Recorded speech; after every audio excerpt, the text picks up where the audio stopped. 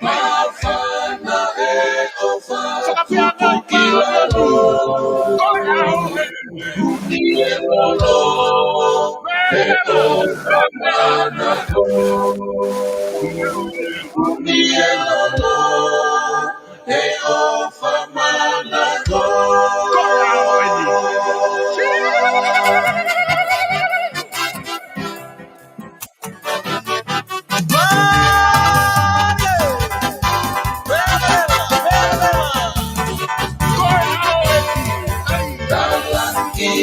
Lagi pulang kodi betul bersirat oleh kapoy teki versi iPhone oleh malaki peoi la veia ko no oe kakesi si mai alani si no metesi Kayelo toni kela kamorti Panato Ati paka mani Piliero Kota Koya la ia poti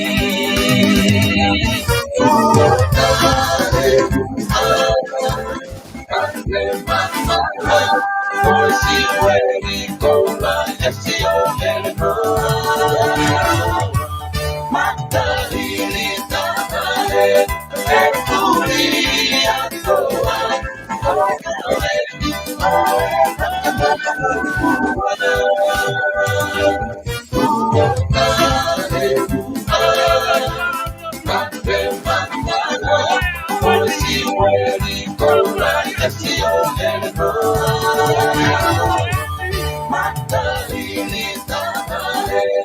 Ecuria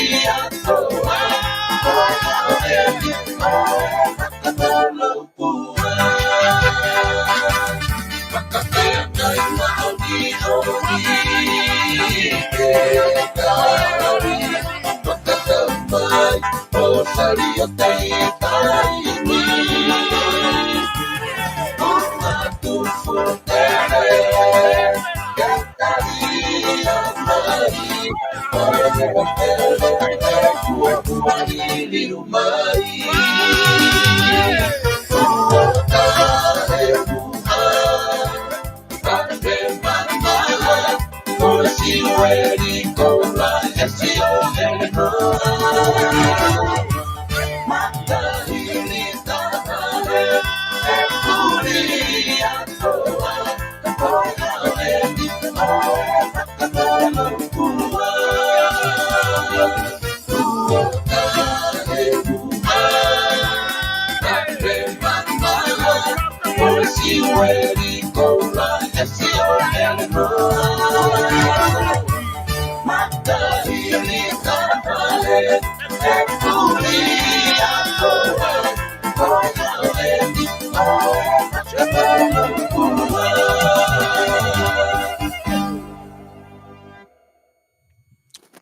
Ko kori ke u hufanga mohenga hei talawhata ko toa pe kwa o atu pe mehen kai ata mo e whainga maari e koini i he hoatani ke o atu mo e tau prokalama koini ko e tala noa politikare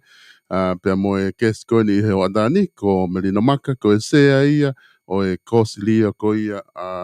tonga i o kalani i nuusilani ai a ko iheni pe mo Melina Maka ke whakahoko atu ai prokalama ko ia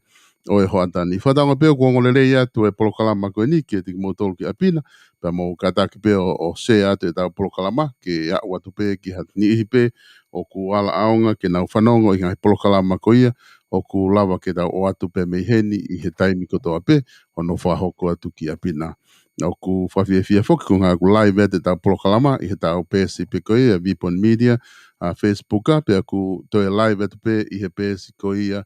i he tau pēsi Vipon Media, i he YouTube, te ke lawa mamatai i he polokalama koia o ku mawhahoko atu i hoatani. I hoatani whoko whiawhia ke tautaile rei, Melino Maka, malo tau mao e hoatani Melino, pea ku whiawhia pito, ai whainga maari e koia ku lawa ke mao ke whakahoko he tala noa mo koe, ko ilo pe ko fo taime ni kulava ke whainga maari ke afe mai ai heni ke whakahoko e polokalama ho atani pe ko tui ko e me whakawhiawhia ia ai lava ke mau e whainga maari e ko ia ke tala noa mo koe o ku kai ko hataha sola koe ki he community tonga ko ia i Nusilani i he ngahi ngau e kotoa pe ko ke whakahoko i he ngahi pureanga kehe ne whiha i tonga o ku lava ke whai ngahi ngau e lahi a pito ki ai pea kutui kai ko hataha ko ke sola i tonga i Nusilani pe pehe fo ki tonga ka ko hinga ko o lava mai ke polokalama he ahoni o ku whawhiawhia ke taitalere i koe ki he polokalama whewheha ke Merino.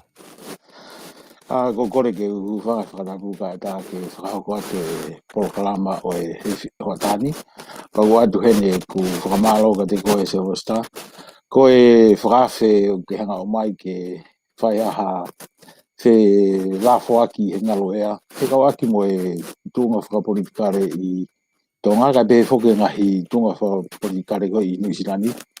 E koe neongo o kuwai taimeni ho kai ke te sio koe he anga koe tau nofo whakatonga o kai ke whi kaua a kakai i Nusilani i he whi ilo mo e whi pōtano aki he tunga whakapolitikare. Ka kumaho inga abuto ka nā toria i he te sio koe ki tonga. Ka he sio e motoani e Seosta. Koe isi ka tau. Koe isi ko te lava koe uesi ai ka tolu i Nusilani, koe isi ka tau mo e bua mo e mea kogu o hoki tonga. Paku lahi abuto te nofo o mui e ngahi ongo, ngahi whepota noa aki, whemea aki i he ngalo ea, i ngahi platform ke hepe. Mo te sio koe ki ai be guai ngahi mea ni hiau te whanongo ki ai o asi maari e te whanongo ko ki ai. Ka koe taim ko te sio tu koe ke whakahoko ai koe ngahi whakaukau ko ia. O se da ulahe ngahi isi lahi e whipaki. Pe lava nei ngahi whakaukau ko ia o whakahoko. I he level wo ke lava ko o mauai ha lerei whakalugu hua maharau kainga tonga. Kai ke ngata pe i Aotearoa ka pe hoki i tonga eki. Ka pe hoki ngai tapa ke o kolope e Seosta. Koia, oku moni a pito e Merino, koe mea maho inga ia lava ke ko tunga whapolitikare koe ia o ku ia ia Nusilani, pea ku toko lahi au pito whoko tau kainga tonga i Nusilani, o ku nau kau atu ke ngahi pāti whapolitikare koe ia he tau nofo he whanua koe ni. Hange koe ku ke whakatala noa ki ai, o koe ke te loko fu kehe, ai ngahi ngā unu whapolitikare ku hoko i ngai whanua murini, pea mo ngahi ngā unu koe ia ku hoko i tonga, ka uhinga koe o kau koe ki he ngahi mea koe ia, o ku ke kau whukohe toko taha o ku lahi au pito a ho o kau atu ki he ngahi mea whakapolitikare i Nusilani pea mo tonga, pea koe tui o ku whawhiawhia ai ke polokalamani ke mau ho whainga maari e ahoni, ke whai ha talanoa mo koe hakonga e malawa ke whai e talanoa, ka tui mahalo te taki kamata mai pe me he tō wholofola koe ni a whio, koe kawei ngā ia ku loto ngā talanoa ilahi koe tō wholofola, mo tari koe tō wholofola, koe ngahi ngā unu whakapolitikare ku whai tonga, o ku senta ia he ahoni ki he tō wholofola, ka koe whia ma upe foki ki unga ko tau ka inga, ke iai hani ihi o ku nau tau kei i he ngahi mala e politikare, e o atu hanau wakai, ke koe hanga ho wakai koe ki ai, e tāna kia ke anga koe nau whakaukau, e anga nau sio ke ngahi mea kou hoko. Ka koe konga e kou loto Merino ki taki i kamata atu ai, ki taki i kamata mange ho wakai koe ia, ki he mahu inga o e tō wholofola whakaawa koe ane a whio e whare area. Mahalo ki se wasta. Ko tui mahalo ki tonu ke tau ki ai ha pui tua ke mahino ki he tau kai ngau nau mea mahi ngalo ea ki he polokamani. Ko mandu ko sistem kon go uglere tonga taimni, ko sistem te tau ge uglere a Nusilani. Ka me ilahi hono hange e tonga o mea o ohi ai ngai whaunga koe o sistem koe o demokrati mei Britania. Pea koe padere de sio ki Britania ke taim ko u whai koe ai whara koe whare area. Koe ngai tōwholofola koe me taloni. O ko mui koe ohi mai be me ngai whaunga koe Britania o na ngā koe hanga koe kuini o me hanga ai tōwholofola. ki he ongo whare e ua. Ma te whako ko system ko Britania ko whare ko House of Lord mo House of Commons. Ke pa me whai ma be ai tohu rola me whare ko House of Lord. Pa ko ngai whaunga ko ia o whai ko ai tohu rola. O ko tohu rola o kai ko kuini o hanga ko o whau ko ai tohu rola. O whau he pure anga ko o aho. Pa kuna hanga na to whau o mai ko ngai polo kalama ni ngai polo kalama ngā ue ma ngai whotutu lao ko ki he tau whawhare area o i tem ko ia. Ba koe no mai koe ai osi koe ai tofu koe ai kuini. Pa o mai rewa ai fo isi koe ki he House of Commons. O na hange na to o whai koe no ki peiti mo. Whai koe patoki osi koe me ai koe patoki ai e tari ai pure anga koe ke tofu koe ai kuini. Ai koe ngai mea behek de sio koe ke sipinga ko hai ai system ko atonga ga kono ke he pe ai ongo fonga ya ko to for ko ai tu ia o fa be me office palace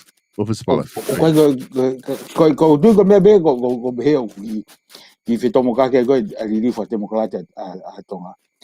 na te tonu fo ko to for ko me taloni ko ha uia me pureanga ko fonga fo ke demokrati o mai de vai me pureanga fa fo ke na toria ai to fo hola o mai he tamatu I ke hanga o fa hoko mai ai ngahi programa nga ue mo ngahi lao te ko he fo tau fa fa re tau ko ta ke ko system ko no nga ma ko he to fo hola tamatu ia ko ha ta manat mo he time ko kun sala de bo fa ko ngahi me be go ya na o ke yo mai ai o ku fai ali demokrati ko ai ko ngani ho ri ko ai ko ngani hi o ke po ke be ka ko fa ka ko ki he na wana tu I time na nga ko office pare mi ko tonga ko ngahi me ni time ko na ke ai ko a flexible to ka flexible ga be fo ka ki ke o si ko ya fili kon ko ya tu va no koi Karena ka tu va no na ka mata go he na si o go he time la go he ko hanai uhinga ko te si ka ko nga go I office pare me me hango na tau ta ana go no finga go ko ha tari go ke to ko me pana no foi time la fa ki fe kumi o fe kumi nge porque ha wa historia go ai to ko ko fonga ke fe how ga dau fonga go muy go tonga go ma di fo ko tu ya Britania tu go pura fa tu I go ke me demokrat pa que si go ri go tonga go me wa fe fonga fulu ri ke system go o lere ma ke me ka ko me da na o vare I si go ke to fo ga tamatu me me ba de hanga o manatu he tapu ni go fa re a go I kimu ako patok whakawa ko. Na foi na to hola mai ko me tui. Ko lahi ngā u ko whenga ke tanu hala. Ka sisi ngā u ko ke whakatupure kina ke pisisi ke totong ke tā ke mo ko whanua. Koi. Ai ko te sio ko he whakawa ko wharea ko he tauni. Ko foi hai ko foi halata tau pene oku whakawa ko he tamatui. Ai o te sio ki ai o ku lahi ngahi guai ngahi funky message pu funky whekau muy mai he foi ki reo ko. O te sio go laki konga ulaki ko ai tofo hola. O ku fola mai tu ia. O ku feila ai pure ngai ke nau hanga o tau he ngahi paro Mexico ko na nau hanga. Ngahi tuku pā ko na nau whai ko pa ai ko whire he tau kōsi. I he area la lahe tō. Ko uraki koe tapa koe mo ui. Ai koe kawai koe ai COVID mo ngahi mea me. Koe konghana wana na kau koe he tōku whola tamatui koe tapa koe ako. Koi. Ba foi ko fa muy ko ngai ko interest la hanga ka ko interest la ki ai. Ista fa ko económica. Koi. He mana tu se sta ko ngai me be ni oku mahu inga ki he pure anga. He time ko nautari ai. Pa nautari o mai ai ngahi tafaki ko ni ko ha no ngahi ngawe lava solo waki.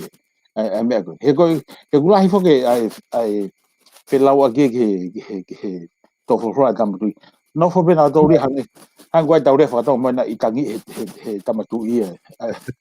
Ai whare area pa mo pure anga. Tang moni be ko ton be ke ta hanga tauri a. O whaka hui ngai ko i tangi. Ko ngai tahu tamai ko warning. Ta mai o homo lahi homo ngahi mea ko ka uko toa be o lahi ai palani lahi ngai palani ka sisi e whakahoko ai go hingai he la go da madu pa ni hanga whakatata ki be go ki he ro tonga ko para malahi tonga tai mi ko fai to o kona ta Koi. o ku si o ko atamatu i go ge ne figo ge ai o ku lahi ai ta no go ge fai to o kona ta buia ka ku sisi e ngahi resource po ngahi silini mo paanga ke ave ke tokoni aki a ka polisi ke fai go hono o ka ofi me ko tu e taimi ko to ta ofi ko ba ma ko ta hai ka polisi hano hoke mo no ma ngai gongo lahi ngai me ko de fano si ki da mi dia me ko ta no be ke me ba tau ilo da dore ak na do go na fai go go ai ngai ngau go no fa hoko ai kona ta ku go tonga ka kai fuki ke ta hai lava rea be e kono bango o ku tono no lahi pure anga wo ina wila no ha me ko foi no fo venia ko do time lahi ko me au fai go ngahi lotu hu fia go pure anga he wi go da be ko lotu hu fia mo fa mu ke ngahi fai longa mai milang ko ha fo ngo ke so ba ke para ma ni ko me lahi go ni he track time ni go de sio ki ke programa pure anga ya ko ya programa e de sio ko he no pachedi ke o mai foi silin go alu whakahadonu nau tāke di ko tau behe ko tau ko tau be o koe nau e nau foi patseti ko base funding fai ko hono hofi ko o drugs ko ya me behe he tani ko foi tala noa be to ta no be mo o warbe ko ma o mahatama he ka polisi ka ko ya ha por kala mai ki hangi pure nga o be hangi go ngai me de sio ga ko no ko i America ko New Zealand ya ko na be ko o se fita ni ma me hen hong fa au hai a me ko ngawe aki ai fai go ko na ta ko pa ko ko ko fo i statement o ma nga ko ha ngai palani mo pat seti o mai ke fa hoko aki me ko ko se ko me ko i tonga he pura o lahe ai de sio ko ke pura nga lahe ta no e ko ke de sio ki da ke te hango ai ko fa ki ko ha ga hana balani go ke o mai ke ko ai ko ngani o ko muy New Zealand hai ko ke ta fa kon ke kai pasiki ko no ai ko ne o para mai o fare ba wanga api mo hango mo ui mo mea o guai ai ngai polisi a pure anga o ha o ya o ne hanga o mai mo ngai forecast mo ngai ke ke ha o ai paanga mo palani ke fa ha ko ke mea e si lagi o mea ko ko mai me tonga ko ta no ata ta pa me la yang e fetu ko aki ia go e ka fa anga pure anga mo termini hau ilo fo ke pure anga ia ko mea da hango fa tonga o kulahi ange ai propaganda ya go ai pure anga go ngahi ngahi radio go pure anga television ne e na hanga go manu go ngahi ko o wa go demokrati ko ngahi fo sino go pure anga mo media mo judiciary o na ko me go separation of power Tawa taina na. Au tawa taina ka dope. Ka tu he taimi ni au hanga una fo pe a media ko tonga ia ka to go buanga. O fai ngahi ha una gi a papaka na doge ke o mai ai toto nu bin hanga me teki ngahi programa nga bra. He ga me be dong. Pa ko me hoko ngahi me be ni ko disio ko ka kai tonga o no foi muri. Wa na ngai tau ke ma hino ko ni he nga o go ai pura nga to tong ke fai no. Una hanga o mai dong. Ka ko fai nga dai foi ko go ya se wasa. O ko ga ha ko ga ha ta hai tonga ke na ho pick up. Ko me ko disio ki politika tonga ai fa pe sino lo. Koi. Ko he ko disio ko he daimini he kau na to go fare re amo kau kandidati. Ko ne osi pe mahafu ya ke fa ko e tipe dia. Hafe na ro ta no te tap. Pa koi o ngari fa kata me ka ko he sio ya ye. O te fa ia he e te sio tu he ka kai o na no fo mai hi te falala. E na tol kon ko na wo fa na tol fa dia. Ka o se he ko me da ben de ba de ha sio ke konga a fa asi ko e o to fo ta matu. O kune hanga o tala mai fa tokanga mai ke ka kai ko na fai ko fili ke mo tokanga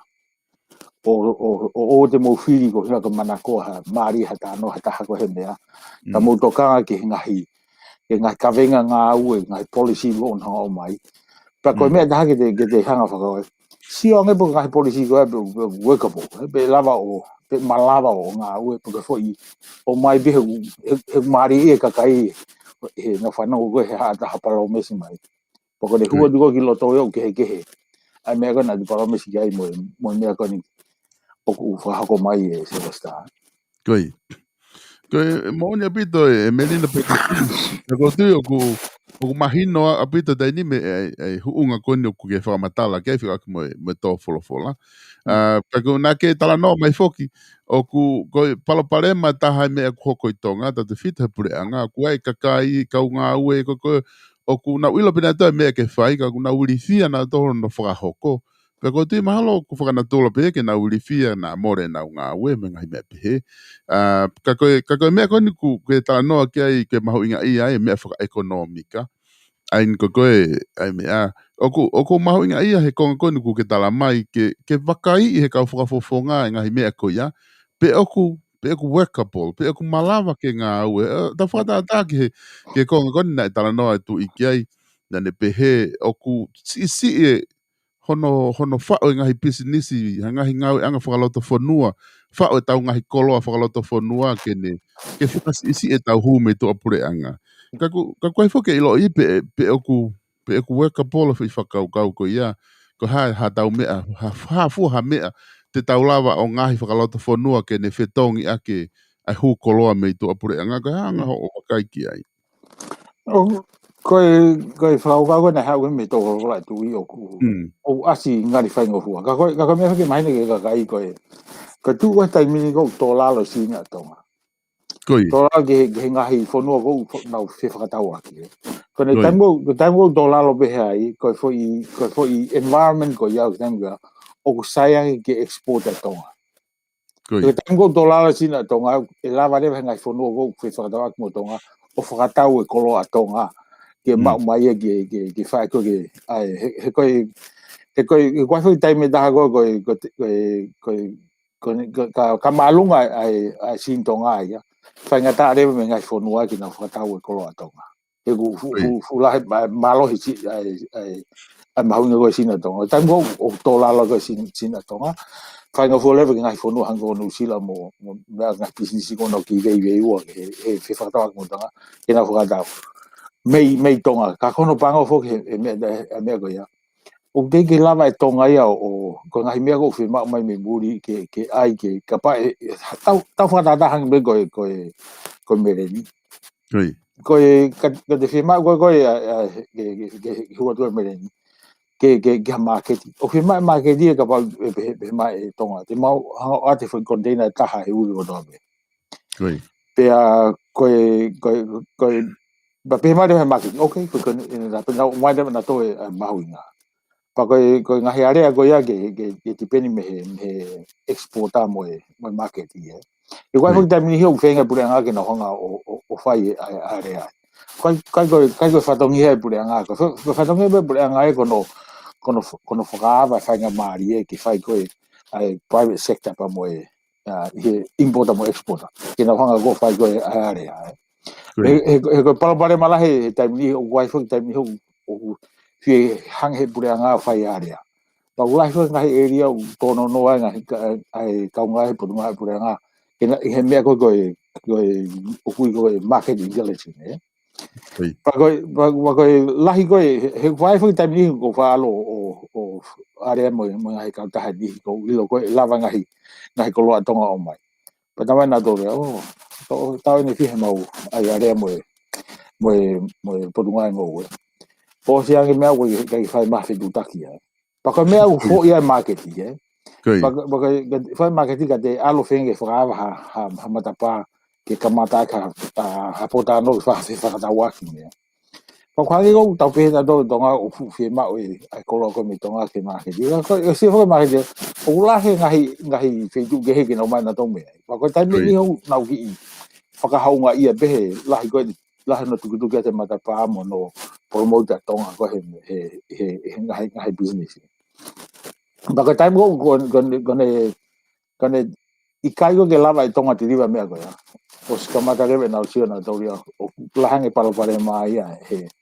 i whenga koe ke whenga ak mo tonga he mea ko benefiti ai ngai mea na palo me si mai tonga koe te nanga tiwa. Ai ko ngai mea behe se wasa o ko wai a whainga ni hia upena to o whainga fua pe. Ta ko o sia tua he to for ga tui. O lahi pare maka pa he lahi fo ta ni ho ke whainga pe ai pure nga ke no control Koi. ka ku ngalo i he pure nga ke ko na fatongia kono fra wa whainga mari ko ke lava ai se whakatau aki o benefitia exporta mo market Bako ngai mea behe kai ki tau lava to o whainga ngā koe ia. Kei pare. Bako kongai taha, nai kau i he tōko roa tau tui. Koe kau koe a kau minista ia moe whainga koe whare rea. Tōna te whao business nā tō reo no kei no whawai whare rea. Koi. He te sio ka pau he ngai poate koe tō ngā koe minista mea no kei poate pe. Ai o ku whepaki apa moe ngahi o wau koe mo ngahi tutun ko demokrati. Koi. He ko tutun fo a demokrati o koe tafaku koe o purei. Ai ko koe ai pure anga mo whare rea. Ai tafaku o governance o pau pe ke ma wahe ia me tafaku operation. He kune sio he taimini na o ku conflict of interest lahi apita a tonga. Pau me alpe ka minister mo ka ngā fo pure anga o na to governance na to but operation be time that out pa kai leva ke lava o whakahoko ai ngahi rei ko na to ton ko ke whakahoko ke kakai pa mo ko ngai taha ko sio ke o ku masiva a tonga i he tawhakoni governance pa ko ngai tawhaki o ton ka pa ko ke ai ke whakarere i na tari ko ke toho hola tui to ron ke na sio ki tu preanga a kau tonga ko de na lava o ai ngai tau ke ko na lava ke tui tau ke private sector ke o mai na to ke whakalere ai me he koe whaki taimi ni ho pe he whaki kai tonga ko o ko me muri ko o ma o kai paanga i tonga o kula hange e whakamore a kita he aru ki tonga he koe taimi lahi ko te aru ki tonga ko te offer ki to whanua mo ave ai ngahi mea o te hanga o mau i he ngahi malai ke hu te tau kei ai ke tōni ki tonga. Ko rea tu ki ai o whawhihi ai mai nau tōruia e kau tonga ko una no whoi muri. Pa ko ai taimi hea o sa iange tonga e ke alanga pālangi ke nau ngā ue. Iha taha tonga to tonu whainga. Ai ko ngahi mea behe to tonu kai ke ngata be ke tau hanga o he whare rea mo i pureanga o tari koe ai tōwhorora tui Pautoton ke nau sio ki he ko hanga hi area e lava go o benefitia a tonga i he foi la to ni. O mandu ko ala tinge tau fili. Tau fai ko fili ke mea. Ai ko ngahi me la lahi e de sio ko ki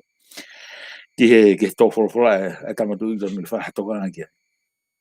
Koe mea maho inga whukeni e merino ko ke whakatala noa ki ai. A ko ke te hanga ko o te hulu i o te loloto angi ai tō wholofola no whakawhiho naki mo e whatongia. O to tonu ke whakahoko ko ia e he tau kau whawhonga whare area. Ka ko uhi whoki koe ta ue ni ko ke ilo i o ku amanaki ke whai whiri whare area i November. Pea ko konga pene tō wholofola koe ne a whiona na ne kore ke kakai mo whiri whakapoto. Ka koe whehu i whakia koe a whiri whakapoto o ku to tonu whoki ke he tai ni mia ke aha whahinga outline ke kakai. Koe whakafofonga whe o ku to tonu ke mo whiri ki whare area o whakatatau mo ngahi national interest koko o mai he dui ke tau fua ki ai, ke nau whauha polisi ki ai. Koe hanga ho wakai ke tuunga ko ia ke he kakai, ke nau whiri ha kakai whakapoto o ku uhinga ia ke haa ia i hene tuu koe te whiri area. Ia te sio ki tai mei wholo wehu sio koe i tonga historia koe o e campaign koe tonga. Koe lahi ngawe ake whai to tonu. Fofola whalaga tau whai tālanga. Koe mo tauhi e merino mo le rei he. Te sio koe ki ai koe mea, koe ki ano uhinga e taha. Ka pako taha o tau mai ka whai to tonu. Pa ikan ke koe haka uhinga whai to tonu. Kei na lau na ko talatu ko ha uhinga whai to tonu. He koe mea lahi ko o sio ki ai. Ka pai haa taha o meiho o mati hoko le mai me hake. Koe ha taha kandidate o tamai kau te neanga whai ngā koe whani, pate koe mea totoru ki hang he tau kainga tonga eke gai koe ha mahu inga o i kawenga ngā koe policy koe mea.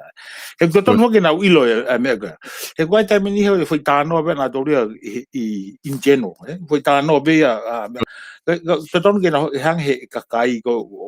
me ngahi wahenga koe o eke gai. Ko ha programa kon ke ave ko ai ngou e ko ki tonga. Ko ha ngai marketi. E hanga fe ho marketi. E ai tokoni ko pure anga. He ku de sio ke ngai pacheti ko pure anga he minia. O ku mei osiang be ai pachetia i operation. Koi. O ko ha ngai ko ngai pacheti ke o mai ke whakalerea ke ngawe. Pe ka pako ngai konga ate whakataran ke potungai ngowe. Now, aruga he ngai ngau he potungai ngowe na whai tonga. Po aruga se fuke e nau pacheti koe e tawhakun koe research koe vai ni. Koi. Mei pese te hiwa nima o e pacheti a koe ki he potungai research koe vai ni. Hiwa nima koe operation, koe kosti koe kau ngā we mga he mea. Tau pese te nima ke whakarerea ke ngai ngau. Ai ke te sio ke he parapare malahi ko i tonga he mea. Pa koe konga taha ko ai whoke taimi nihi ke te sio ke ai ke hanga ai whehui. Pe oku whakapoto ke tauhi pe kau ngā wehe taimini. I he loro tonga koni oku tuunga whakatu tamaki ai koa tonga ko mea whapanga. He ko ngahi mea lalahi pe whoke he kone tō lalo puka tonga ko he mea ngahi whanua ko i muri ko he mea whapanga.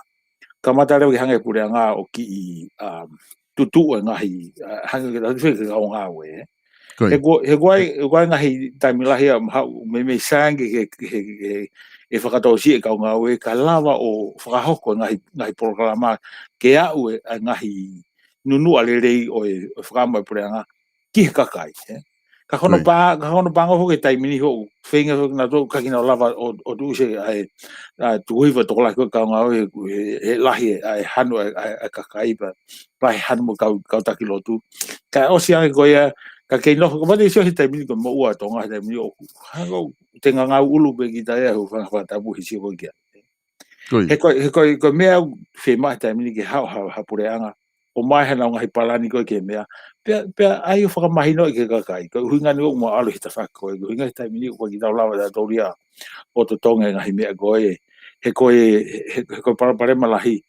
he kapaka ki tau hanga whahako mea koe ni o sia ke mea e koe i o buka e ngā ai kau ngā ue whapurea ngā koe wahepe koe wahepe mo asia tu peki ai o koe kia ha he koe mea tawi tako whakamai ke suange buka ha ai productivity report ko ke ka nga ga fa prea nga tonga e ko dia ka pa ma uri fia prea nga tonga no hon tu nga mai kitua e ko ila ka ilo ka kai ma halo ka we para ma la hete fri ko Ko de moni a pito e fata no ke konga ko ya pe ko tu mahalo ko e tokanga a pito e merino e ka fo fale area ko ni na campaign ke tāna ki atu e o tau ilo pete tau ko e peto ko lahia ko na fui habina to tā mai ko te ualu o whai hoku whaitoton hoku whatongia pe te o mai ofa mai ka motolo o mai paanga ki ai ke ha ai wahenga mai me pehe ka kutotonu ke tāna ki atu e ngahi ka veinga kone he tō wholofola ki he e nau palani o ai moha nau polisi ki ai pe ma o paanga ko e mei whē pe lava whē hu he patiseti mo ngahi whakau kau pe he kou ke tala noa ki ai ka lava ke mahu inga maari e pa whai ngofua e ngā ua koku o ai manaki e nau whai ki ai ka ko weekend foki na whai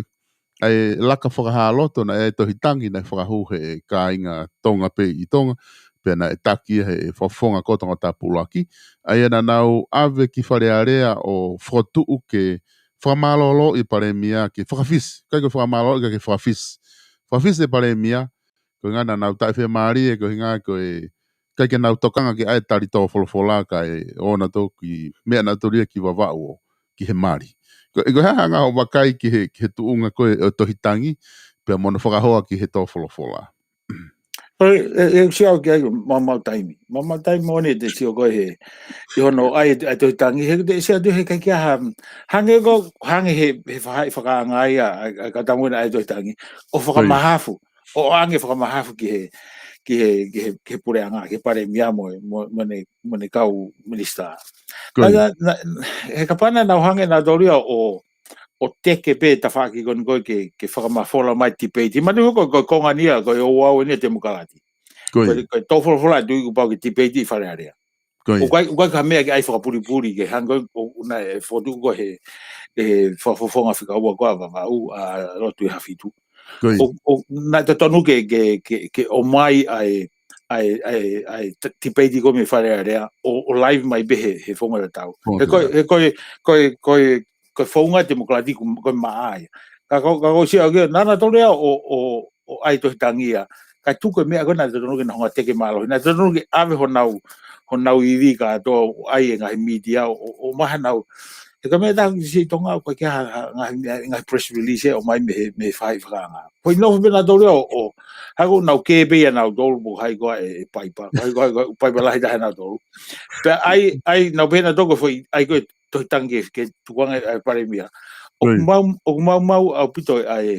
vai tohi go mo inko o nga go ai to tangi ke algo ki fare go si lo que mati ga di fare mati ke fa pa lotia o mau time e ke hoko ya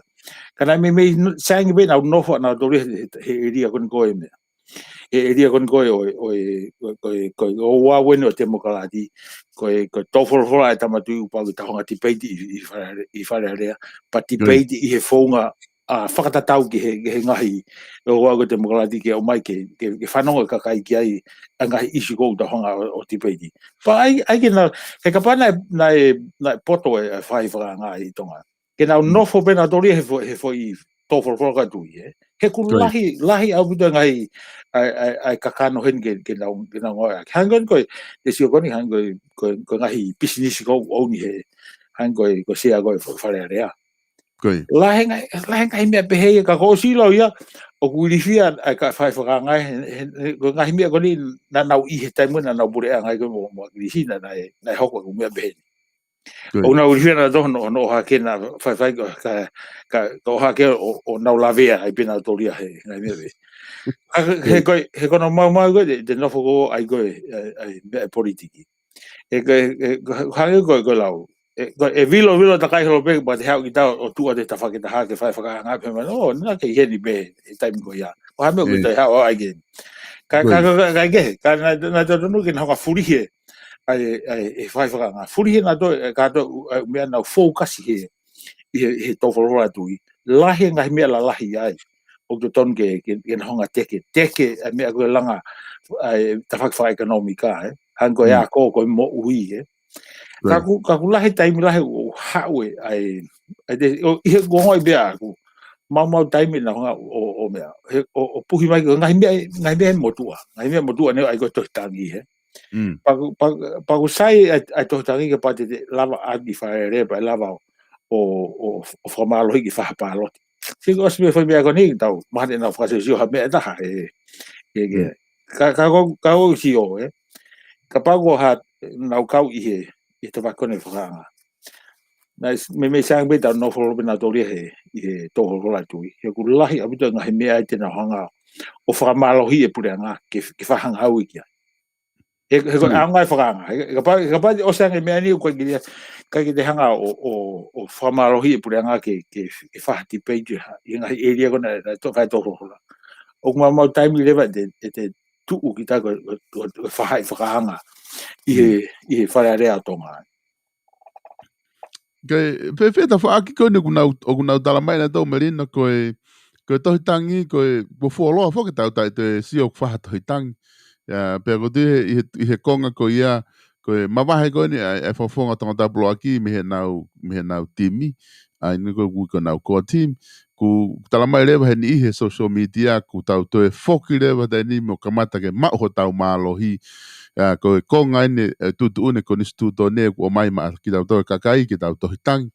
ta ko ka kamata ni o ku ai na hano le ka pa ko ge hano aunga ki fare area pe mo to fola o ge hano aunga ki he tuunga ko ke to e whakamalo hi i ka po te watu ki he whiri wafe wataha mahalo ko na waifu na to ko hunga to hitangi ko ai ke i de sio ke taimi e nga ko tonga ko saif ai ke na mana ko saif politikare ka te sio ko ha ka no ai sai ke na tolu i ka hau i so ko ke ha me ko to tangi ko pa de sio ke sistem ko ma du ko sistema tonga demokrati o lahi abito ko o me Britania ano ko me New Zealand o te ke si o i Britania o fa to tangi he so kwa ngahi ngawe ko pare mia ko a Britania o fa li fo puta hang ko fa kai me covid na to no fa to tango ko foi ui mai be me fa da na to no fa fisico ka ke sai ko ke ave me ki fa le ke fa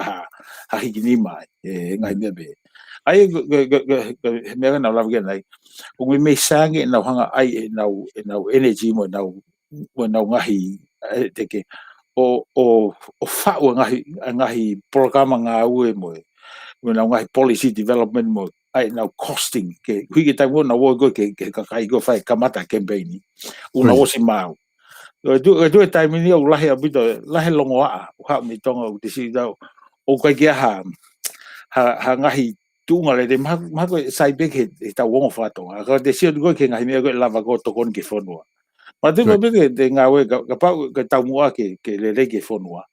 e vale ai takai mai ka kai o pobo i kita e ko tu e tai mi ko me hangu na no fa na to bu hai ko pai e na to by osi ai filio no ke pena to bu hai ko o mo fa amu ko tem go na pure anga e se ko demokrati mo politiki ko de mama he me ta fa ko pate alu kita o ti to no fo takai holo to no fo takai holo me u forma tali ke ka kai he de sio hango ga con uslani ko ne osi be foi te me ta de me o ko ke sa te kala ga mama he kita gitu kuma ka ta fo ka ko tonga no na do fa to la ai pe na do ko na to ton fa ko disu ton ki no fo pe ai o fa ai fa amu mo tu da kai holo ke hang he ka kai o Filipe na tolu he me. He koe o siange mea te se da koe na fo ngao be na tolu kia na to. Koe ki na to o tamu na ngao na na tuku pa ki ai. Mai kakai. Koe foi dia koe ngao mai kakai. O ko ton ke mui ake ai action. Koe ki kai ka foi lea be de ngao e ka pa ke hanga o follow up mo action. Pa lava rewa ke sio kakai. O ko to ta ko ni o ko ngai fo dulu ngau falalanga pa te tau filia e ka he ko mea lahi e taha ko sio i tonga o me lahi ko da o mai e akina toko una na ngai to ke ta filosofa e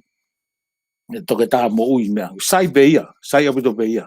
ka te sio ko ka kai ko una sai abito ko he taki ko ha fonua ko ngahi characteristic una una to o kai ki whakate whito pe ia i ako whakata mai. E ka pate sio hanga ko pare mia o New Zealand ki tamu ko Jim Bolger. Ko whitama nei whaama. Ko nei ke ako ia whaama. Ko Norman Clark. Norman Kirk. Nai ke nei whewhea ko ne tō onga ko ne poto ko hono tataki ka kai. Ko mea ku mahu inga koe ki he kai taimi. Ai ko he taimi li siki tonga. Ko ngahi mea ko masiva tonga taimi. Kene o mai, o te tau nofo whawhalala pe ke. Ka vai hata hau hane. Toke ta filosofa mo ngahi mawanga ko pe o sai pe. Ka koe mea u whi mai tonga he taimi ko taki. Ha taki le rei, taki une hanga mahi no i ngahi. Angai tuunga ko gua ngai family ko unau I struggle he taimi. Whakapaanga mo e. Ngai tawhaki ko na to kau ge to fo la tamatu. Koe. O ku i whehu I hene taha ko mai he kainga o hulu et pe finga ki hulu et he la. Pe neonga pe ka pau ku o ku me I o hinga nia ki he pāti koe ni. Koe ki whehu I atu ka merina pa koe haha ne lau wha itui pe ana ki he patoa. O kune pehe ko hawhainga pāti ia ke taki hapureanga I he tuunga unau iai he ngahi aho ni e nau whetu kuaki o ku whai. Koe ki whehu ia ko o mai he taha ku mui mai he ta polokalama he hoa tani. Ko tui au koe, ka pau koe tau mua nau ngā ue koe ke sai whakalugufua, ai whonua. He koe ngahi, konga koe nā kusio koe au koe I he ngahi mea social media. O nau nofu nano kei āwea be moe mawhai, Koe mea koe nau nofu koe whai koe e nau whai koe whenga koe ki wharerea. Nau whi mau mawhai nā tō. Ai he sio a kuia whakai au bia, o hala ia. Ka pau tau mua tau nau ko ki wharerea koe mawhai pa o mai e nau ngahi po tutua nā tōna kai ke ilo he kakai, palapare mala he ki tonga. Pa ko he sio a kuia o kai ka whonga tu ton ke moha whahai tu ton ke nau o takia a tonga he taimi. Ka koe hango mena o lawa kia nai. Kau area koe area masiva lahi taha tonga taimi. Koe. Koe kolopu whoki e ni Emelina ko ke o si lawe I pe e pātoa. Koe nau tolu whoki kuna kau nau tolu hono teke koe o ngahi te whito I ulunganga whakatemo kālati hange koe tariui, koe atakitua, koe whamau totonu, koe hāfua ngahi principal whatemo kālati koe ia, o kunau teke, pa kunau ia koe nau visone. Koe whehu I koe taha ia, whe lewa ka pau koe kulupu koe ni, koe mea ini o kunau whea mau ke nau hū moe ki whare ia, koe teke whahinga ulunganga whatemo kālati koe ia. Ka koe mawhai. Koe umea whoko ia ko ton ke mahino ke kakai. Ka pai mahino ke kakai e nau uhinga pa hangrewa kakai o whiri nau tolu. Koe mandu ka hango koe lau koe mea, koe area Maria ai pare mia maroloa, John Key said the people have spoken, you know. Ai koe kakai o si sio nau tolu ngahi na honga fua ngahi polisi mea pa nau whiri pa koe loto ne kakai, Pa te tonu ka pau te taimini ihu te mamahi kai ke au te whakau ke kakai pa patetari o te o ki tau de fa holo fangi lau behena ka tamako ka kena o mai me be he ko para mai de sio ko ke he ko de sio ki tonga hanga he ku sio ko ke patoa he tai ni o ku lahi ange na ave na to ke mafai ke ngai programa ngau ko ton ke na honga o whakatawa ki kakai o whakamaketi ki kakai na programa ngau he kapati na nofo o focus area ko ya whakamatala ke kakai whakamalanga ke kakai e na ngai programa ngau ke whakahau ki tonga pe ka fia kakai ko e meni pa ka pa ke fia kakai pa na o to fu mani oke he ko pa to ke na mai na to o ki kai ke tari he kakai e na ngai fodu tu ko ka ko tau me fo ka do he te mi lahi e fenga ni ko e viri da uno viri da uno ko he ko na ka no ai fili pe mo pe to don ke tau ko temo kala di ko ne rea bu ko kakai ma bu rea kakai pa tau tari sai be ko tari o tau no fo o to fa ha ki fe kumi mo ki va va ku ha ga me na tau to no ai ka fai aki ai programa ke fili ka hoko mai ka tu nga pure nga pa no fo fasi sio ai pure nga nga me ga na tu ba ki ai ko hako pe ka e tu fuke melina pure nga ko ni e lo tonga ni o ko ki na to lu ko ku i loto ko pati ko ni ko peki ai na pehereva o ko ki na ko nga hinga o ko ni ku na fai ko ni fo i ta me me ta o ko ni langa nga hi fare ako o langa me ha tanu hala ko ha fu nga hinga o ko to pe ku na fai ke aski ka kai ke fu tau ai ki na to le me fu ai novembro o ku ke tui ko hanga o wakai ke tiki nau tolu o ku te ia na whainga mari ke nau hoko atu e pureanga pe espo ke kakai e lea kakai ha mea ke ka me ta ke sio ke ko ngahi langa ko ni mo ngahi me ko o nau hanga ko tau ka ve ko nga na do ka me la tonu ke ke kakai to ko ma sin ko me fe how na fe no hanga he fonua na to ki ilonge ki mui hu mai pura fo o ya ko ko mai ka ko na no na do le me to ta na ke na do le ke mo ko ko ngai me ko ngai area to don ke me ke pura ko ni io ko ngai me ko na mo fai na ma fe a sirin gon ke fa ko ngai langa na o siang e me au tau ko da do ko le nga ka ta ko ngai ha ko ngai fa ri ko langa kai na kai ke hang he pura ko ni o nga we me ko ngai to ko ni me muri no tu ngai fa ri ko pa ku sai be no nga he pura nga ke me kana to ni na tala to no no na yo ko ulanga ko ni ko to ko ni mai me nu si to ko ni mai me wo pen to me fe ka kwa ngai ko tai me ni ho no fo pura nga ia go o na no na to o na o fa lo be ko na to na honga o upa kon na to na no ai na o te tau nofo o ai ngai sin to ko ni o ai pe ko ka wi ko sin na ta hanga nga kai hala ia ko sin na ngai pura nga ko sin na ko to ko ni mai ki fo noa e de si o la ha bu be ngai o mai ngai programa ai Asia Development Bank World Bank ngai kaunta hala ko mama ni o na to ni mai ke to ki tonga ke whakalaka pa ko ngai to ni o mai u ka ki ke o mai mau pe ko o mai ke to ke hanga tonga whahanga au ke hiki hake ai tunga ko ko fono ta mi ko si o ko kakai u ka ki o mai ko nga ko pureanga ko si o ko kakai ka la ko ta mi o hanga he pureanga ia o maue a benefit go na to vo no falere ai pureanga he ka ko nga ta mi ko ngai whakalaka o langa ko he taimini na kai ke ai be puranga ko ni ai me mua ngai me ko na me mua pa to ko na do lo na asile re he taimini ka ko me do to ki hang he ka kai go o fa fe ia io sai ka ko ha mo nga mo to na fai ke to ko ni ko ke manu ko mo ua to nga ko me na to fo ke tu ko ta pune fa re koe fu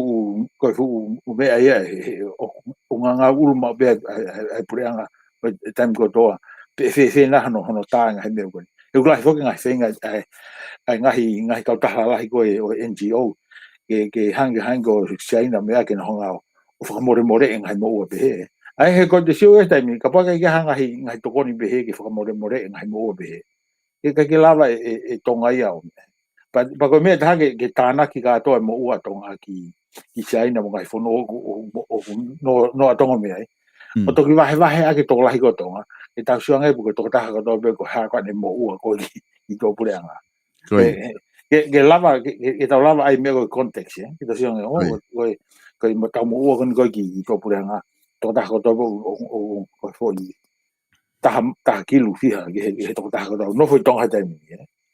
pa ko ri pa nga ki me muri ko tonga he lava ta ke mo e ko foi ko ri pa o atu ki tonga sinu mai tonga ko e lava po fa ko fa le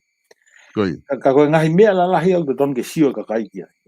o te na no fo fai ko no fa nga ngi pure nga ha ni ko inga ko nga programa na e osi fa ma fai mai ki mo ko to go mai bene fa si o se me pa na hang ko pe ko na do na no ai ikai o to don ke o ai ai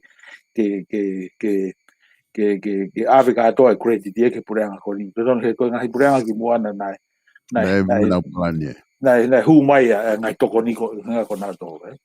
koi na tala no foki na ke forma ma fa fok melino i he leadership i he taki lele ai ko tonga foke tai ni ku o ku kei hawa tonga he COVID-19 ku osi alu foke ai huhua o ki tonga pe ku osi lau mano ka kai ko na o kona huhu i tonga he tai ni mo o ke ne afio pe ku whatonga i he whamatala me he minsta mo ui e kei tāpuni pe po tāwa o ki aho woua o maasi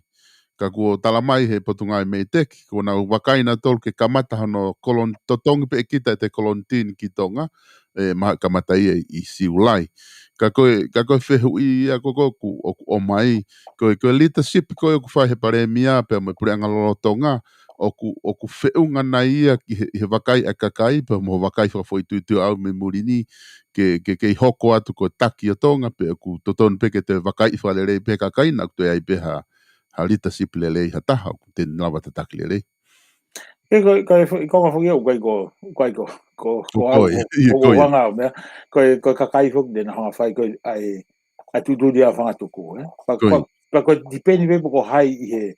i ngai fa i ko ngai take ngai fa i te no lava o ave na ngai fa malanga ki he kakai pa lava kakai o na be o du ia ka ko tio ko he i he tu ko te mi ko taki ko ki he hono tāpuni ko o pōta o be he au ia o ton ke whaha hanga au ai purenga tonga pa mo hango ko purenga nusila ke whaava ai hango me ko ki la tonga te sio ko te mi na alo ai vaka ane afi i fuhu vaka algo ko te ha quarantine he manduko la tonga o ta be mo tonga ka koe no parapare ma hoki tai ni ko tui ko parapare mala ha tonga he tai ni ko si ko va va pure nga ko ngahi ko va fa tipo medica he ko me la he tai ni he si o ai o ku lahi apito ngahi fainga mari o ku ka ke ma o tonga he ka ke ha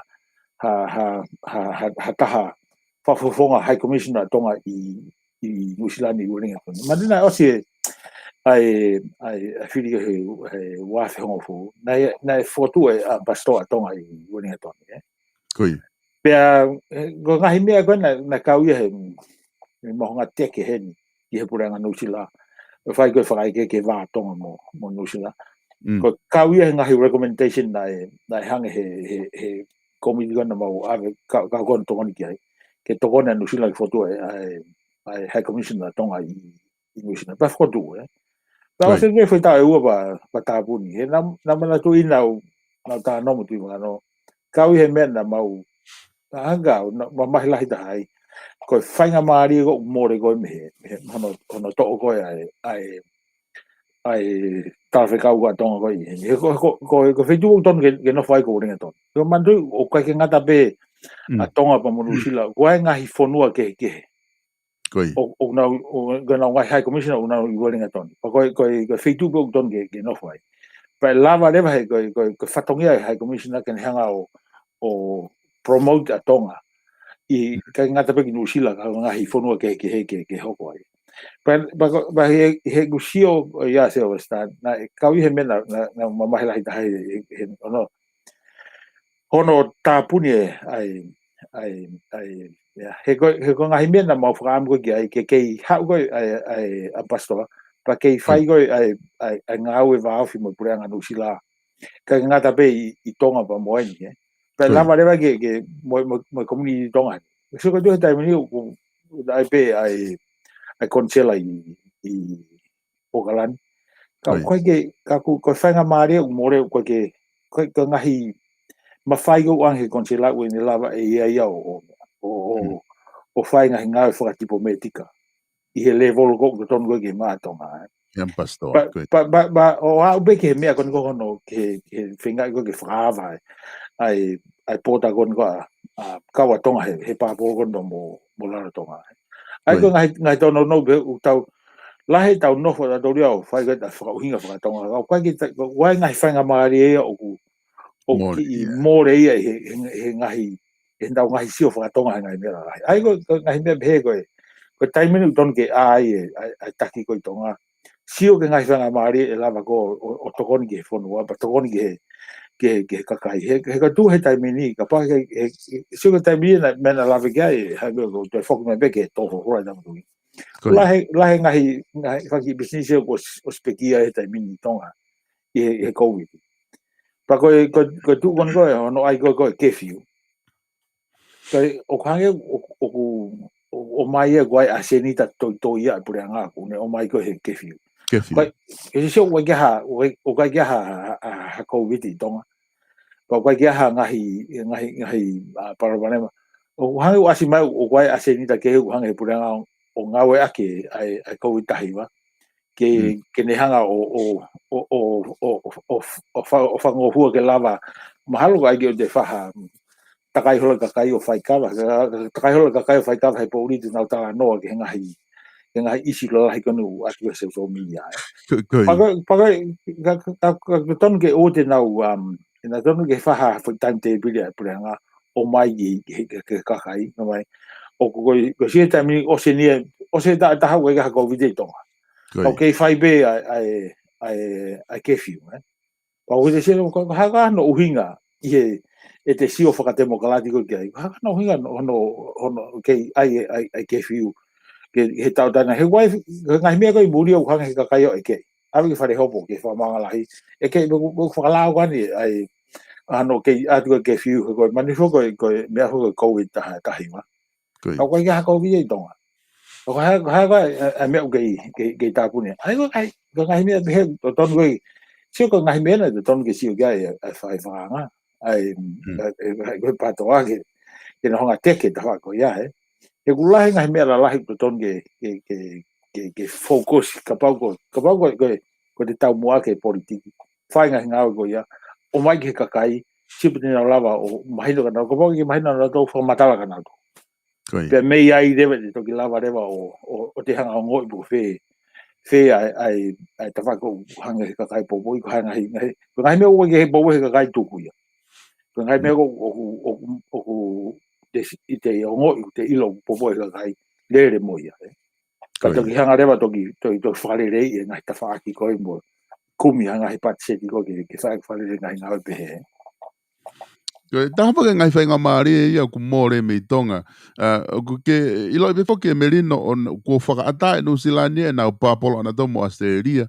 Ka au ke iai pe COVID e hanga whetu i Australia. Ke naula pena tolo hanga tono mai ka ke te kolontini mo tau alatu koe ki Australia. Ka whehu i whoki tonga ia na to tonu ke eke heni ihi. Na to tonu ke pehe pe hao a tonga ki Nusilani o te nau te maa o kolontini he koe ki aha ha COVID-19 ia i tonga. Ka kange whukoku ke whakatala noa ki ai wai ngai whainga maari e ku more i hono tāpuni ko ia ho tau office ko I Wellington toni ka ke lava ke whainga he area maalunga he levolo maalunga whaka diploma e tika ke tokoni ka tiki tau tolu paka ngai whainga maari e o ku ke uhinga ki ai o ku whamamahi ai wakai atu kia ki mau tolu koni na mau kau hono teke mo whenga I he ngahi community tonga nofo muri ko ni muri ni pa mo tonga pe foki ka koe anga foki e me e konga taha ko o ku wakai atu ki ai o ku more mga whainga maari e merino I he tori o kai ke tau pure ke mo uina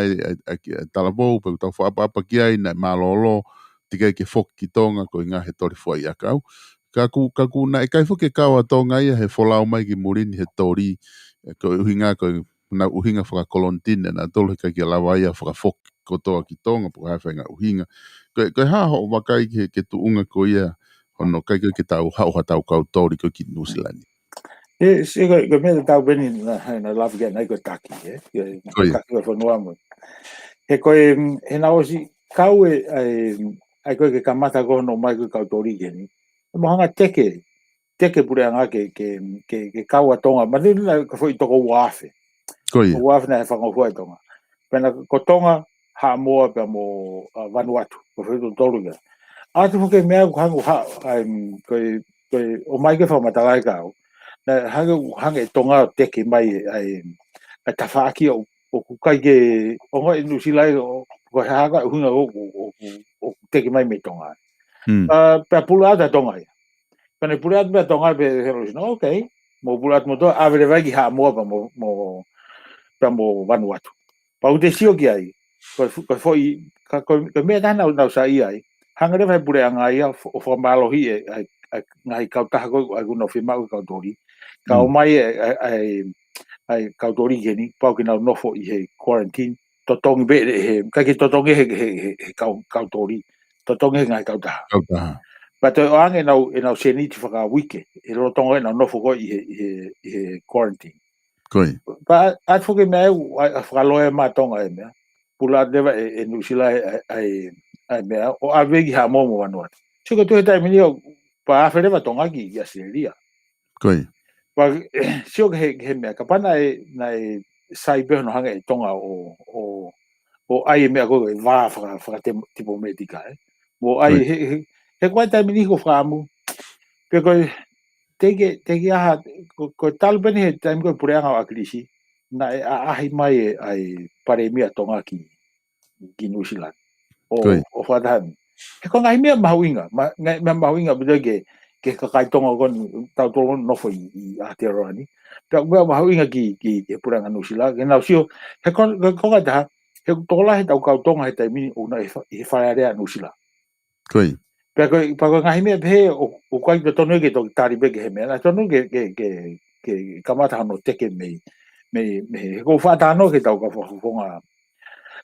tonga koni ni na tono ke fa mo teke ke fa ha fe bota no mo tonga e ula ha isi pe hange go na e me mai kena a pohiva tu no he tau ko si ma tau so e tau ko si konga o ki mo he covid koi pa ko fo mo na fa ta hai ni po ben na tonu ka pa na fa ya fa ta pa mo minister ki muri e me he ko si o ngahi va pe he o kwa ke o I tonga ko me o ke na hanga o hanga una no to tari ke whenga ma Nusila e ma leo o la a tonga Nusila ki niue ko la lo tonga mo hanga mo ngai fono una lo tonga ia na ngahi va fra tipo medica ta ni I Nusila ko tari ko na a tonga ke me mai te tau mai ta no fa roria o alo vakai tau ke no ko bota tari po ha vaka fo botaria pero ta foki mai o uta tau to ka ko ngai me be so sta ko ma ofa ia lai moni hen ko fa ia lai moni te sio go ke tono no go e me na love get nai go taki go ngai me ka do be go ha u be ke ta fa go leadership if the leader is not there you know we might as well just the war bear that all I lot of kai Te ko me be male aonga ka tola. Tolu. Me no ku mawhana e ta tala noa. E ko pakai ko ose ta taimi pa ko tu ko ke mo ua pito e wanga hi ngafa ke whakahoko to nga aho. Ka ko whampe e te ai peha whainga maari a tia ha taimi te whai peha ui atu. Ke te omi pe hore o ko ngā ko e viu ko ke o mai o ku tau ataina pe ia o ta tau pepe ko e pure anga patoa pe pure anga peki pe ha pe whainga pati o ku tau ataina pe ai whakaukau ko ke o mai o whatatau ke he isi u koko ku whai ke tala noa. Ka ke whamao popo mai peha te mea ku ke manatu i pe ku ngalo ta o mia ke ta tala noa ki ai ke whamao popo ke ta tala noa pe ta mawa he ahoni ka ta toki wakai atu ha taingi whainga maria ke te whahatala noa. Malo bito se sta ko du ko ngai me ko na ta no ke ko du ko ta me ni o ku ta mo ha u ko o mai ko ngai fa ko fa ngai ni o ko ke ta le ke na to ka ko me be ke go ai ko ke ka kai o kai ke i ha ko no foi nusani o kai ke ko ka fa fa po ni kare ka ko feo hi pe mo to la he o ka ka fo fa re i nusani me fai a re pa fai national fai a green we fai ni son fese o fe ho mo na do pa ku na ila na do ko na to la o ke tem go o ngo go ke to no no ngai me ko ke ki tonga mo ngai me ko ko ni tonga ni ko ai hanga tona be na do ka na do po na po os mahin no pe na do ku nga ko me be ko hanga o tau mo he nga o ga to ko tonga ko ha be ha me a te sio go lava to go ni ki tonga pa le rei a tonga mo ko ni tonga ni ko ke uri fia hono tu ko ke pa ko fa ambe e time ni ke ko ra di ka tonga ke ko be ngai fa ka ko time ni o ku fe paki mo ang ko sio ka tonga ni ko ko re be na do ko re be ke hu fa ngai fa ta ku ka hawa da le fa ko fa nga programa be ni o te ha ki dai o toi mai ha be molu malu mai ha ngai ta fa ko hawa ke ko si la ye tai mi la hi wai ngai me ko hanga teke mo ya o ko ke sai ya ka kai ni pa tonu be ko ngai o te mokalati e ko kai ke sai ki te ko kai una sai pa sai be ka u e tu be ko tau mo be e ku feinga ta kai holo ko ha me ko le ko ki tonga ko ha me le ke ka tonga ko no foi ia te rani po a te nei ku pa malo ka ko e sa sta ko fanga mari ko na o mai kita pa ya haki po ta no mo fo tu fa ka pe ko tu ko ngahi fa ka na ho tu ko fa ka be ak pe ma tu nga be me ngahi taimi lahi na ku nga wai New Zealand mo nga ko i tonga pa ko fambe ke kapau o ku to ke tau pota no i lau mari o ma ape mo ai hanga tonu pa sai be ka pa ko ai kapau de ke i ta fe mari fa ni he e ngai fo du ko atu ko fa mo mo ka be ke tuku ya he kapau tuku e mahalo sangi te alo ki tau toha di ki fu talo i mui de kai be hala i lumo me sipi ta wa fa malo ba ko ofat ki tonga to be me mai ke programa ni ko e ha toro no pa ko re fa mo to tu ofat malo pito menino pe ku fa malo la hia tu helava ta proclama e ho atani fa ta pe ku ongolere ta proclama ke kainga tonga ko to pe fa pito pe fa mana ta la no ka ko inga ko ta taimi pe ku ko pe mo mo fe mo kina ko pau ke fa ngata ta proclama ka ta toki va kai pe ha fa ngari te fa pe e fetu takia tu ke te ko ko kata mawa ia he hoatani, kata toki whelonga ki pa ma ofat ke te koe pa mo e family. Malo pito. Iyo, malo pito. Ko e lawa e tau polokalama ko ia i he hoatani, ai ana e whakahoko atu pia mo Merino Maka, pia ku wha malo la he tika tiki mo tolu ka inga tonga, i he iho mo na fo'i mai tau polokalama pa fa fia pito ai lava ke tau whanongo ki he whakamatala koe ko o mai e he sea o e kosi lio tonga i Nuusila ko Merino Maka ai whakaukau ko ia ko lava ke whai e tala noa e hoa tāni. Whana tau pēna e ongolere atu ke tingi motolu o e tau polokalama hoko ki he ahoni ko e hoko ai whā he taime Nuusila ni ko e ikare wākai i he universi ai polokalama ko e te tau hoko ki ai. Ko a pongpongi e hoko te tau polokalama ai ko e polokalama i hongo fulu pongpongi taime anu silani ko toa eni ko lau atu ko e polokalama ia au e whatwhanua fo au pe mo piwen piukala i hongo fulu pongpongi tua pure lulu ai ko a pongpongi ia ko e taha ho ata ko e polokalama ia tufunga whanua alo au pe mo palofesa to ke ta si o lafitani ai ko hoko ia taha anu silani pe ko hoko rewa ai wha a pongpongi ai pe ko e polokalama ia tala noa ako mo politikare pea mo palofesa i noke huakau. Pea koe hoko rewa ai ono i he e whiawhia pea pongpongi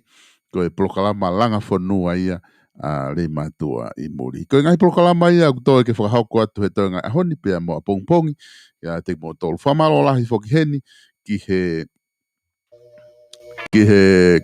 ngai kautaha koia kunau tokoni mai o sponsor ngai polokalama koni o ku whakahoko atu ke tingna ke matu mo tolu. Tata fito ki he kautaha koia ko South Pacific Loans whamalola he atu ka Stalik Tobo pia mo South Pacific Loans o loto Maunu Waringatoni pia mo loto Manukau. Fia mau no ko toa pe ka ingatonga ko e kautaha eni ko whola tau e nauhanga o tokoni ho tau ka ingatonga i Nusilani i he fia mau no. Ka ingatonga pia mo e ka inga Pasifiki ko toa pe. Ko e whika telefoni o e whamo ui te ke lava o telefoni ki ai ia o whia mau paanga whakawawave pe whia mau no ko noa valunge au valu hiva valu noa valunge au valu hiva valu o lea kia sitaleki tupou. Ko e kawa ko ia ko e none kit cover trading o ku lahi au pito ai ene maa pe mo ene kona. Ko ke whia mau hau kawatonga i Nusilani. O koe te ekea ai kautaha koe ni koe kawa e family di sala koe ke nona kiti kawa trading. Noa ua taha, noa ua whawha, hiwa taha, ono walu. Noa ua taha, noa ua whawha, hiwa taha, ono walu. Taimi kou wha atu ake atua he kawa koe ni. O koe ni mo messenger mai tala mai pe kua haki kawa ahi. Ke atu ke mo winu pe ku fulahe o mo kore kawa ahi. Koe e whika telefoni e na tāki ai o atua o kama mooni ke kai ko kama ahi ko kama mooni no ua taha no ua whawha hiwa taha ona tolu whamaro lahi foki ki he kautaha Faustina Construction kautaha koni ko kautaha langa eni i loto Salt Lake City Utah whamaro lahi ke tingo tolu i he tokoni ko toa pek whai ke whahoka tau ngahi polokalama ko toa pek o atu pe mei heni Neongo ko e lahi taha ngahi aho ia ko mo whakahoko ngahi ngau e langa koe ni. Langa hawhare, langa sim halai sima pe koe teki, pe koe driveway, pe koe hape whai ngau e langa ko mo whai. Ka koe tokoni koe ko mo whahoko mai ke whahoko e tau ngahi polokalama. O ku inasia tau kainga tonga ko toa pe, kuna whanongo i polokalama koe ni heo pe. Whamalo lahi atu ki he tokoni ko toa pe. Whitutaki i hao whia maulanga ki a sione aholoka tonga. I Faustina Construction valu no ataha whaua nima ono nonoa. O tuula i he tae mangalo Kela aho po feleni te Uhulu i pola taale E palo fisai kua momete Whakamau o e talite Iwe o whai he teke Silani o tonga E o tutu ko e koma Ka kuoho ko iloa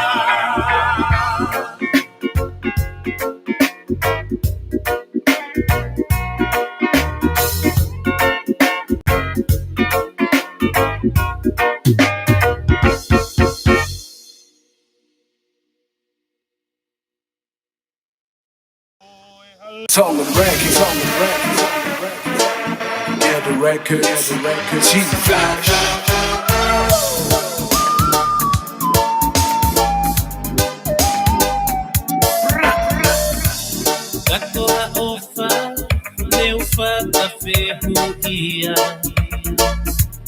Dahine ko hai tene toi wetia he ko te tohi e ke pule fa i peliha ko toa hono mamahi ko ke fuesia toa ofa i kai te manonga dahine mana taisi anu soloma mate kele aquí apaitoka sila da pomie así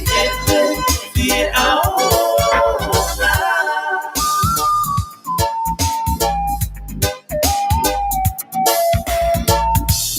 kakoha ofa nehange hamisi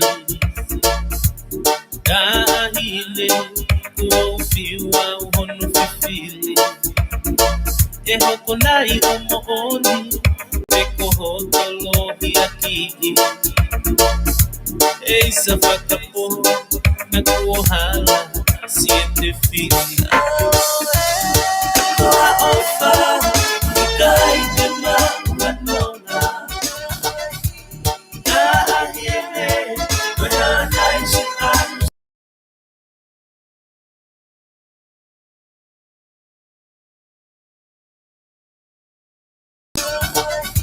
sila da pomie así vie ahora